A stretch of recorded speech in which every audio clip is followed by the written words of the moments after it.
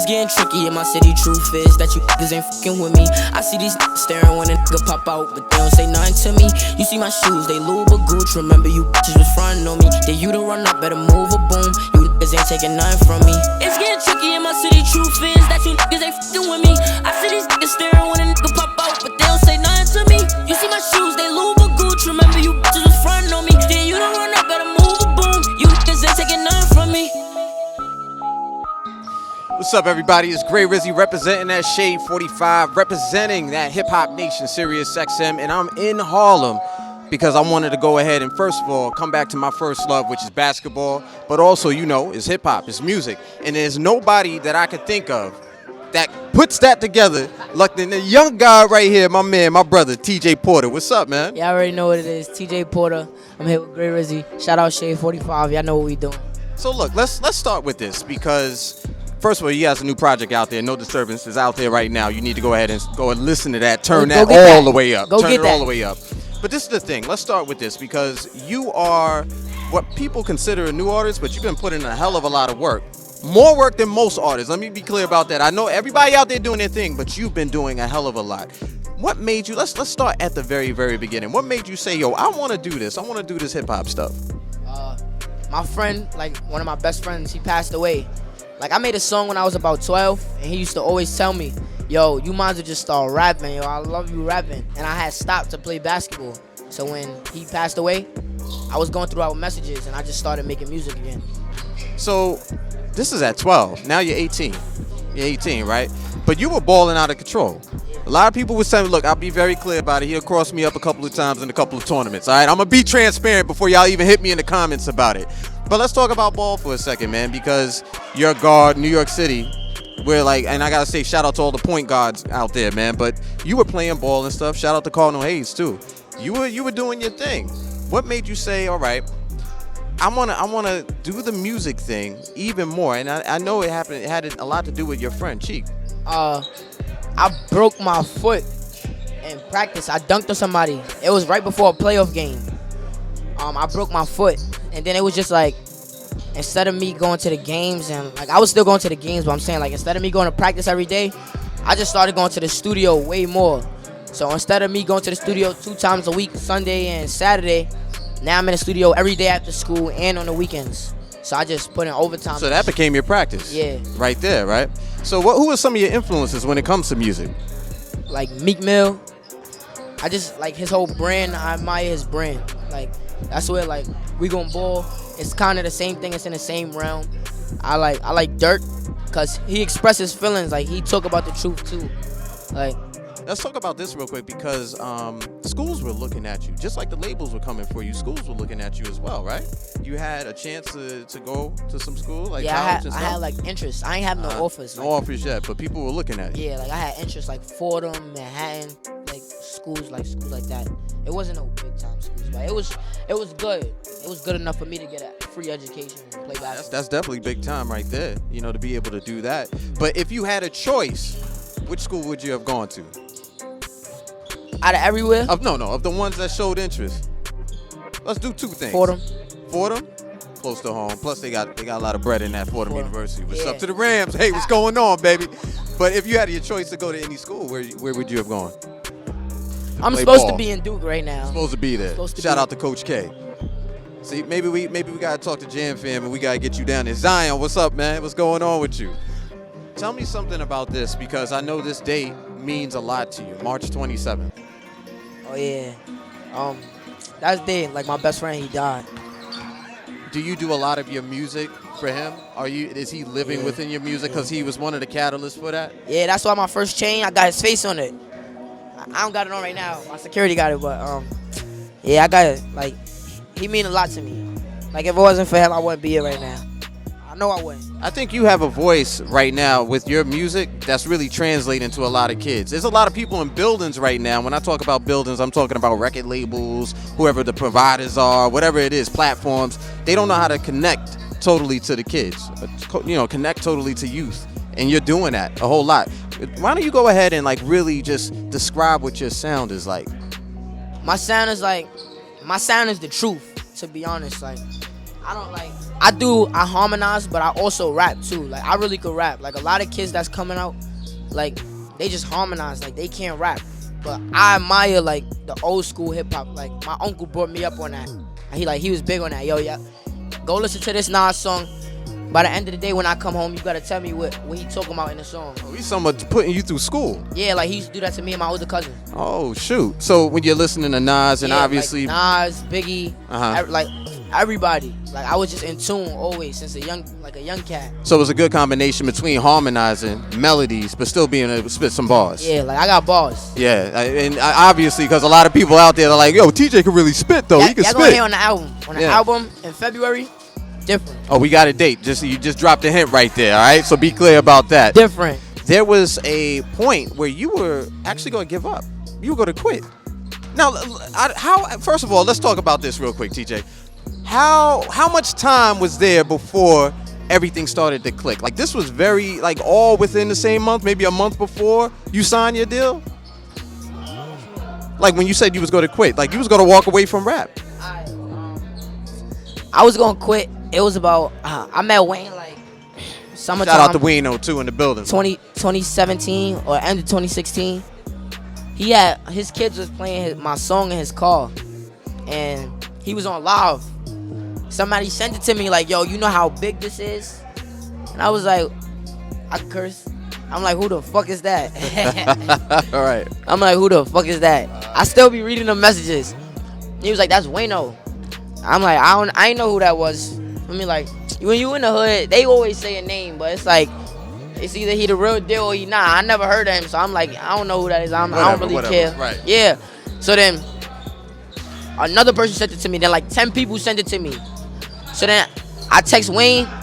I'm like, yo, good looking for playing my song on your live. Appreciate it. He was like, I'll fuck with you. Like, I fuck with your message. He like, anything you need, record it. He like, I got you.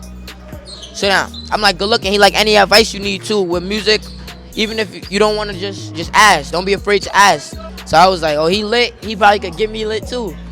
So then, but I ain't want to bandwagon just because one lit person was looking at me. Because I had a few people from like DC, and they kept texting me, telling me that they was telling Meek about my music. Because I did a Save Me freestyle, and it went crazy. And they was texting me like, oh, Melly. So, like, now people are starting to check in. They want to know more about you. Yeah. Right. So like a few of Meek Mans text me, and it was crazy. So then after that, Wayne, one of my uncles came home from jail. Wayne and him knew each other, I guess, and they spoke. And he took me to meet him. When he took me to meet him on a beef a block I got beef with. Oh my God, man. So I'm just looking around. I'm like, yo, Wayne, you sure? I'm like, yo, bro, I ain't gonna lie, I'm not standing over here. So we spent off, we went to talk. We talking, chopping it up. Like, he was just like, I want to talk to your mom first. That's what I respected about him. Like, he ain't just try to give me on no paperwork, none of that. He like, I want to talk to your mom first. So him and my mom, they had a couple meetings. After that, he just started taking me to the studio with him and Elle and my cousins. And we just working. Like, probably like 6 months into it. I'm like, yo, it's not bringing no bread to my pocket. I'm wasting my time. It's funny that you say 6 months because some people, they be working 6 years to pop. But, you know, in your mindset, you're like, yo, I need this to happen pretty fast. It was because it was my last resort. Like, you know how people be like, yo, I want to go to college and I want to do this. I want to major in this. I didn't have that. It was either basketball or nothing. And then when I found music, it was like, it's music or nothing. Like, music was the last resort for me. So I'm telling him, I'm like, yo, right when I was about to call him, I'm on the phone with my cousin. I told him, I'm like, yo, bro, this is not bringing no bread to my pocket. I'm about to call Wayne and tell him, like, yo, I don't want to do this no more. Like, it's not for me. It's not working out. Right when I said that, Wayne started FaceTiming me. So Wayne FaceTiming me. So I'm just like, I'm not even going to answer this. My cousin's like, nah, answer. So I answer. He like, yo, I'm going to tell you right now. He like, don't scream, don't get hyped, none of that. I'm like, what you talking about? Like, I'm like, a lot of people told me a lot of stuff in my life. So it was like, when he told me that, it was just like, it was cool. But I'm the type of person, I don't believe you till you show me. He like, yo, Def Jam want to sign you. I'm like, oh, I bet. That's what's up. He's like, yeah, they want to put you in the studio, see how many songs you can make in a week. We went, first day in the studio. They booked me a 4-hour session. I made 10 songs. I made 10 songs in 4 hours. I was locked in. I'm like, nah, I'm hungry. I need this right now. Then I put a song out called 1212 called The Streets. A few labels started coming. And I just started telling them to go to Wayne. Because I didn't know what to tell them. You know what I mean? I was young. I didn't know what to tell them. Like, if they come to me now, I know how to talk to them. Absolutely. But I didn't know what to say. So it was just like, yo, just go to Wayne. So then him and my mom got close. Me and him was getting close. So then he was like, yo, let me manage you. And then we just went from there. The rest is history. Yeah. You know what? Shout out to your cousin. If your cousin convinced you, yo, pick up the phone. Yeah, you got a shout. You definitely got. You owe your cousin lunch or something, man. Let's talk about 2018, right? Because 2018 was a big year. I'm gonna name 3 things that happened. First of all, your birthday. You turned 18. That's number 1. Number 2, you graduated from high school. Yeah. And then number 3, you signed a deal. Yeah. All within the same year. Actually, within months of each other. That was like, it was all 1 month. All within 1 month. Yeah. My birthday was in May.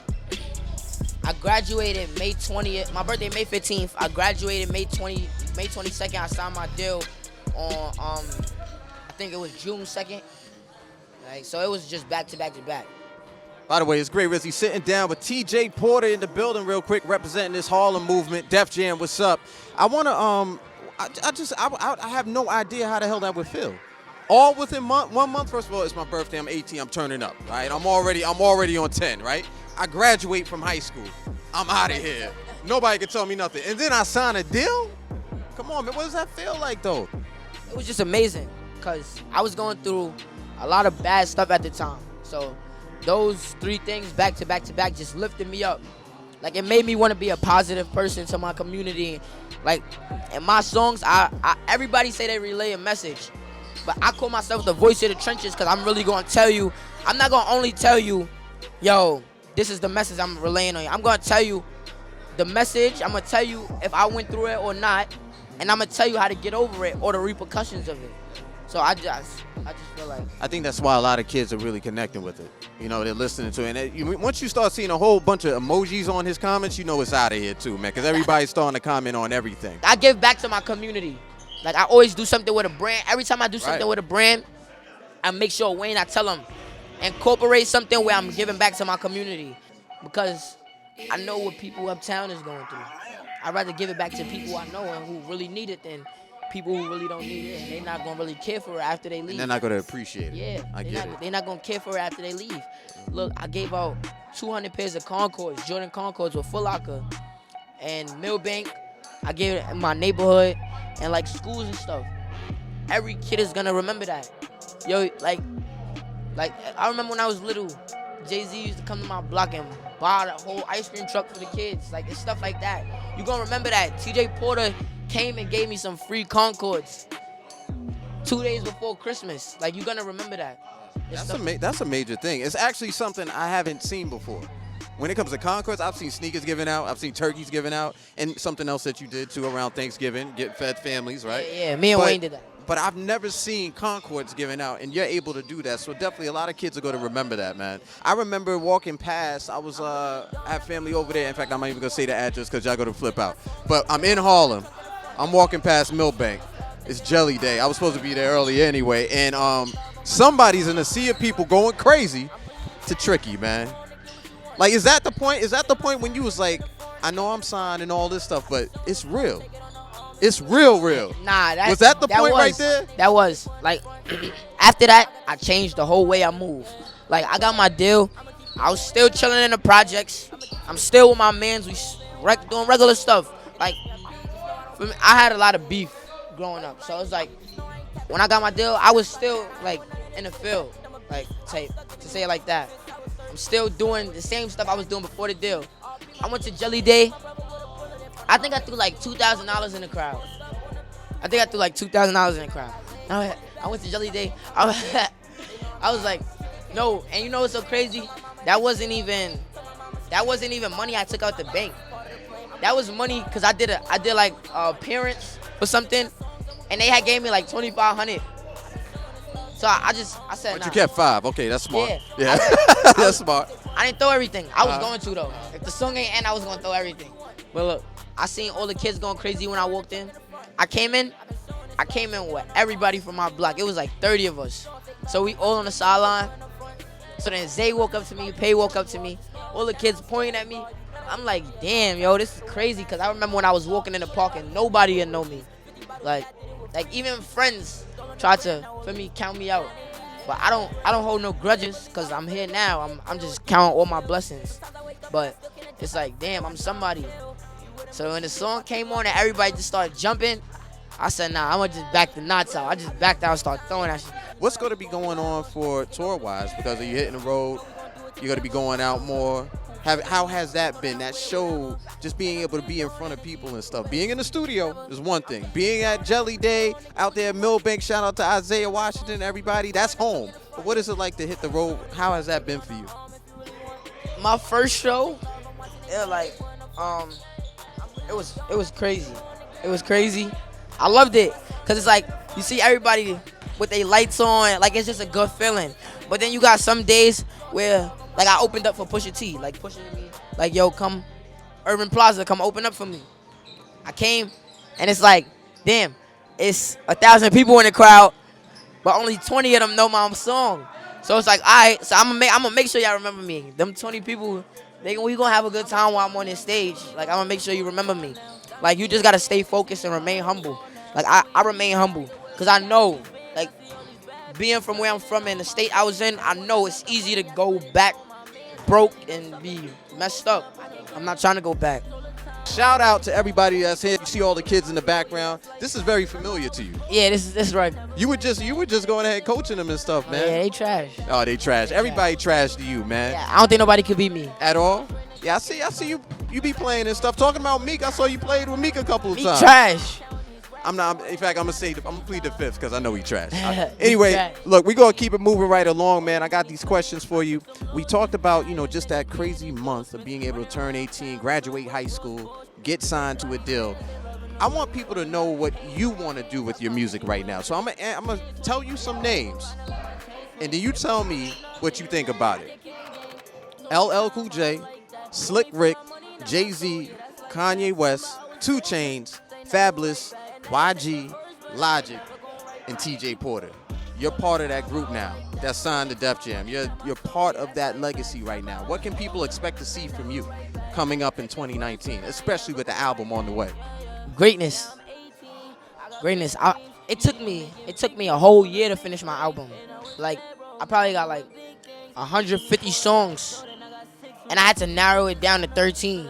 So like, it was just weird. How do you even narrow down 150 songs? Because for you, if everybody trash, I know you think all your songs are dope. So how do you edit that down? I don't even think all my songs is dope. No? Okay, good. Like a song could be fire, but it's not up to me. Like it's songs that I think is fire. It's not up to me. It's up to the fans. It's what they want to hear. Smart man. It's what they want to hear. Can you say that one more time and look into that camera? Because people don't even understand. In fact, look into that one. People don't understand that point. It's like my music, like I could think something is fire, but if the fans don't, then it's not. It won't go.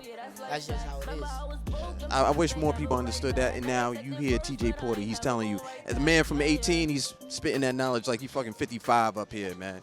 Another reason why I think your music connects with a lot of people is because people feel that love, that passion, just that experience in your music. And I hope you continue that, man. And I wish you nothing but the best, all the luck in the world. It's not even luck because you know you ain't, you got all the confidence in the world, so it's going to be a good thing, man. For everybody that's looking at this right now, where can they follow you? Where can they go ahead and stay connected? Facebook, TJ Porter. Instagram, TJ Porter. Twitter, TJ Porter. Everywhere. Everything. It's TJ Porter. We going ball. Y'all know what it is. It's Gray Rizzy. We here right now. Def Jam. We in the building. Please believe it. We out here. Whoa. Let's do it.